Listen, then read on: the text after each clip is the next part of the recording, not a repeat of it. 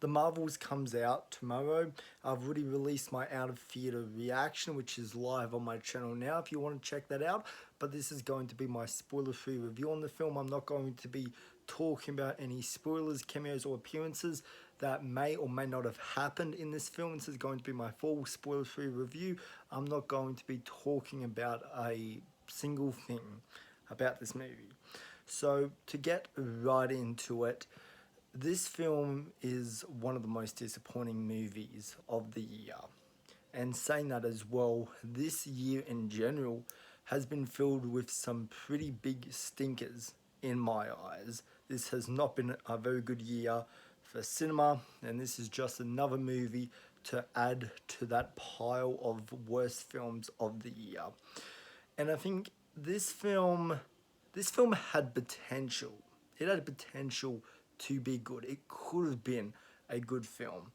And I think one of the reasons as to why this film is going to flop at the box office is because of the marketing campaign, the word of mouth, and the actors strike that is going on at the moment. The producers and actors, can't talk about the film publicly in press or do interviews or do none of that.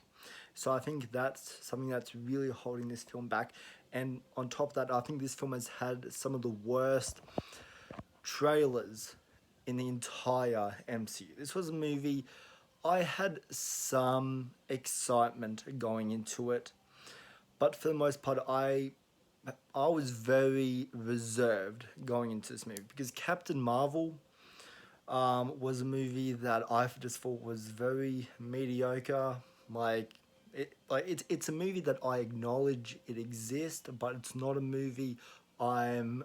It's not, if I'm in the mood for an MCU movie, that's not going to be my go-to Marvel movie.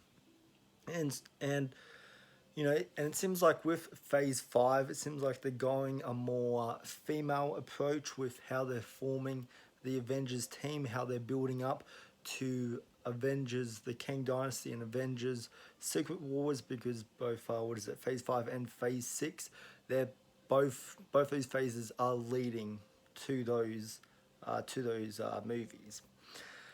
So yeah, to get into what I did not like in the Marvels, one of them being the humor. The humor, this has been something that the MCU has been on a downfall since For Love and Thunder. And even before that, I I don't like the way the MCU portrays its humor. Because this film in particular, I think, is a big offense to that, in the way where every scene is building to a joke.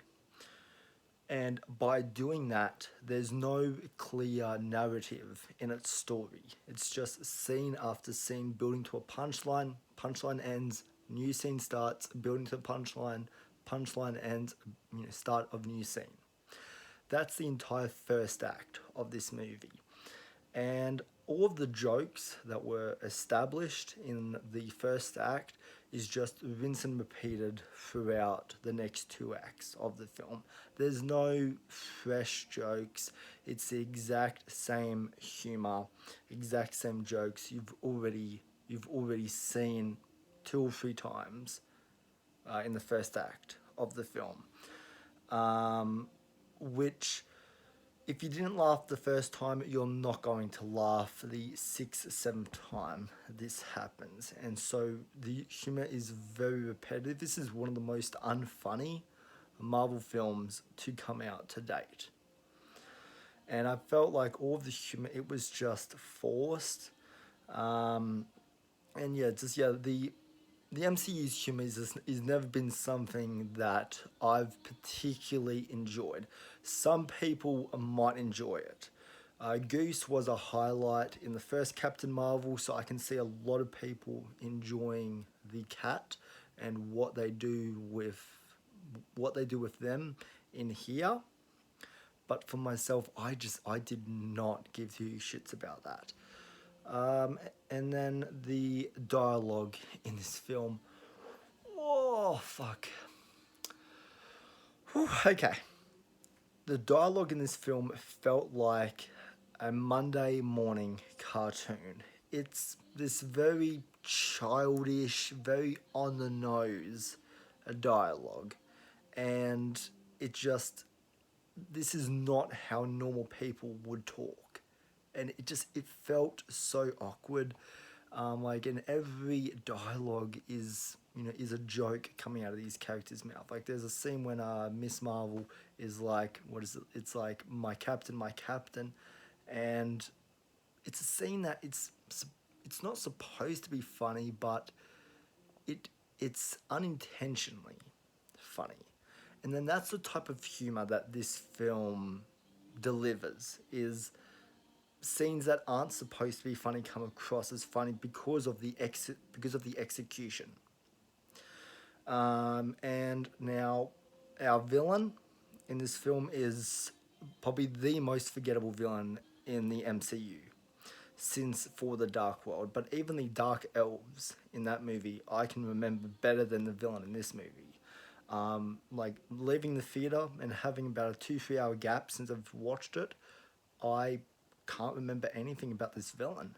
Like, she's very forgettable. She's a very one-dimensional villain. Not a whole lot of development given to her.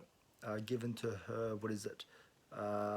Given to her reasoning as to why she's doing this, and I just didn't really think she was much of a threat, which, definitely holds this movie down. The chemistry, which seems to be the biggest praise about this movie between our three young actresses, I thought it was passable. I didn't think it was anything to really write home about. I'll definitely have to see more movies with them together to really get a feel for if I like them or not.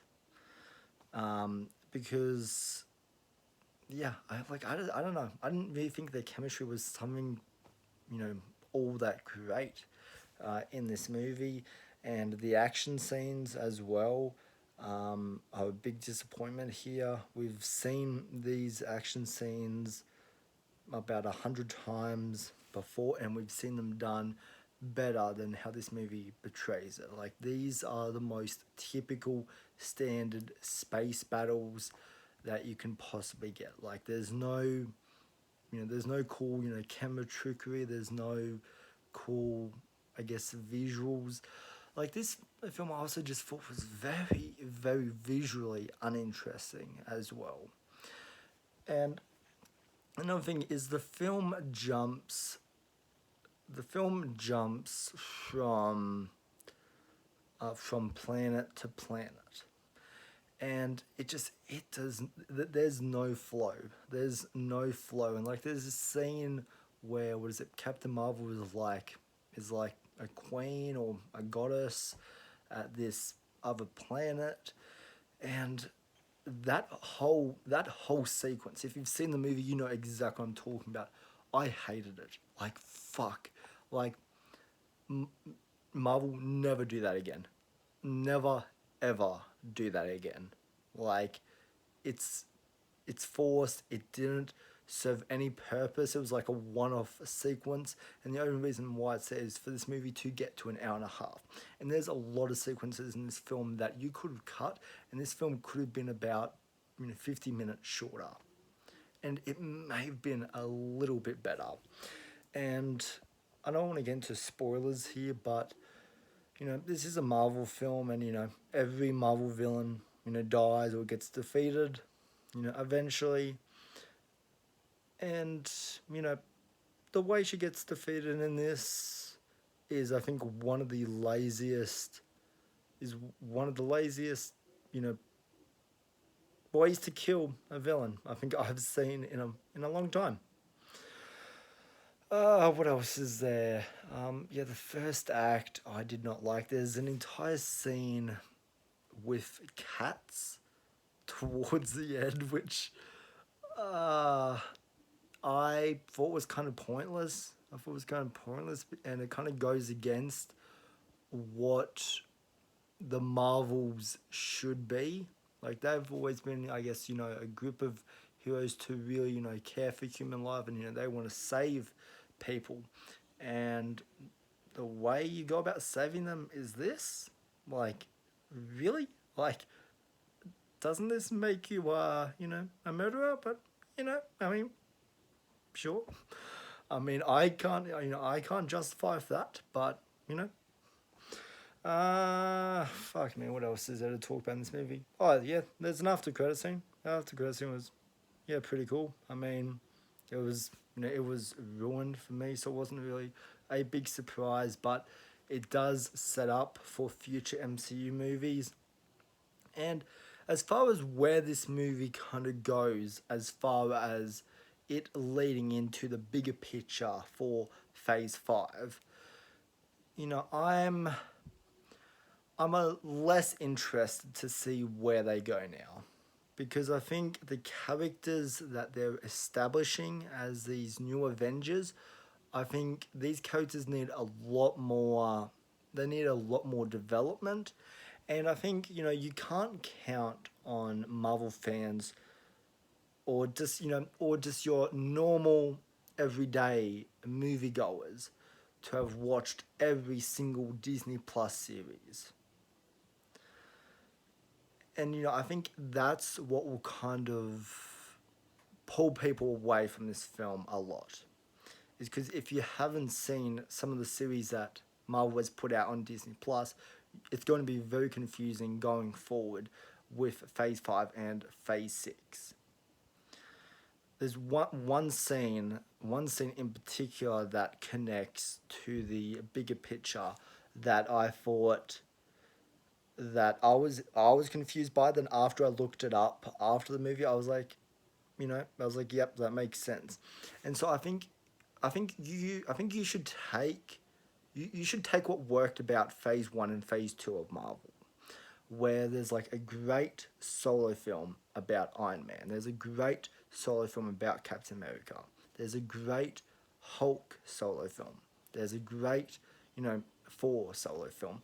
Setting up all these characters, and that people now love. And then when it got to Infinity War, it was like if that felt like an event, for Marvel fans. That felt like a reward after 10 long years of getting to that stage. And I think that's really what Phase 5 and Phase 6 can benefit from, is I think rushing in to the Marvels, you know, this is, watching, the Miss Marvel Disney Plus series, which, I never watched. And now watching this movie, any interest that I did have about her character, I I now have no interest in watching that show, because her character I thought was just very annoying.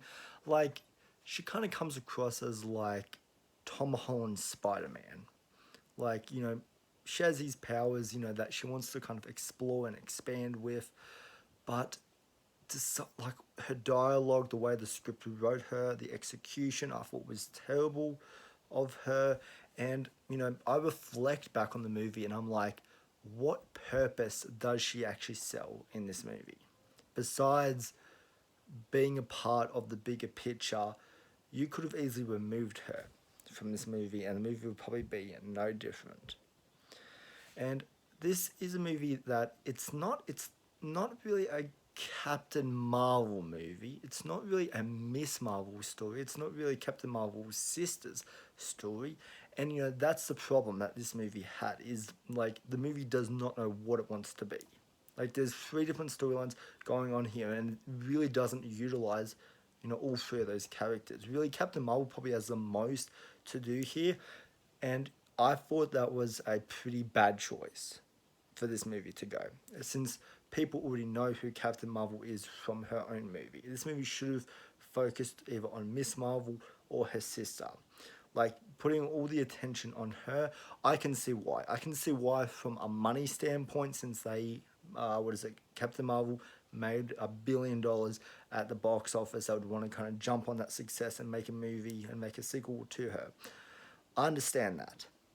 But I think as far as what's best for character and what's best for story, I think having Captain Marvel in more of the background in this movie, I think it really would have benefited. So we could have had Miss Marvel and her sister be the frontal points of this film. I think that's really where this movie would have worked probably a lot better for me, because Miss Marvel I thought was very unutilized, and her sister, especially, I thought was very unutilized in this film. Um, but I would still say that I'm still holding out hope for Phase 5, because I think Kang, being the villain, like I said, Quantumania left me on such a high, and I think out of all the phases of Marvel so far, this is the one that I have the most hope for, because Loki season 2 has been incredible this year. Like, that's been a great show. Secret Invasion, yeah, that's something Marvel's done. I can't say it's good, but it's something Marvel has done. I acknowledge that. But I think Marvel, I think, is in a stage right now where they're not sure what they're doing, especially with Jonathan Major's case and what's going on with him. Like, I think Marvel's very up in the air at what they're trying to do, and I think and I think this movie losing money at the box office, I think it will really, I, I think that will really, you know, I don't think it will be good for Marvel going forward. So yeah, this really just felt like a very average superhero movie. This movie felt half an hour too long. I'd even go as far to say 50 minutes too long. This is a movie that did not need to exist. This is marketed as a Captain Marvel 2. And I did not think it needed to exist. I don't think this is really a movie Marvel needed to finance, because all the important storylines that they needed to establish in this movie, they could have done in a 10-15 minute sequence in other Marvel movies. They didn't need to make an entire hour and a half film dedicated around this, because this film feels very pointless. The film feels very pointless. It doesn't work well as a sequel to Captain Marvel. It doesn't work well as a sequel to Miss Marvel. It doesn't work really as a sequel at all. This is a film that did not need to be made, in my opinion. But saying that, this movie had potential. It had potential to be really, really good, but I I did not I did not feel like this movie really had enough of a purpose to really exist, because as I was watching, I was just like, what's the purpose of this? Like, the first act is pointless, second act is pointless. Like, the third act connects to the bigger picture, but then the first two acts, like, what's the meaning of this? And what's the meaning of them traveling to all these different islands when that's just a one-off sequence? Like, that's kind of what I mean. Is the pacing, the narrative, the story direction, the writing, even the directing here is really poor. So this is not a movie I enjoyed at all. This is one of the most disappointing films of the year. Let me know down in the comments what you thought of the Marvels.